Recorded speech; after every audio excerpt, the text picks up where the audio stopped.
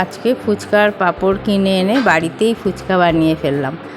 ফুচকাগুলো ভেজেছি, সবই ফুলেছে, কিন্তু কয়েকটা আবার ফোলেনি। এবার আলু সিদ্ধ মাখা করি। আলুর মধ্যে দিয়ে দিলাম ভাজা ধনে জিরের গুঁড়ো, বিট নুন, এমনি নুন, আর দিয়ে দিলাম কাঁচা লঙ্কা, পেঁয়াজ কুচি আর সিদ্ধ করা মটর। তারপরে দিয়ে দিলাম একটু তেঁতুলের জল, ভালো করে মেখে নিলাম। তারপরে তেঁতুলের জল বানালাম। তেঁতুলের জলের মধ্যে নুন দিয়ে দিলাম, আর দিয়ে দিলাম বিট নুন, আর দিয়ে দিলাম একটু ধনেপাতা আর ভাজা মশলার গুঁড়ো, দিয়ে দিলাম শুকনো লঙ্কাও। টক জলটা কিন্তু খেতে দারুণ হয়েছিল। তারপরে এর মধ্যে আলু ভরে জল দিয়ে খেতে কিন্তু খুবই ভালো লাগলো।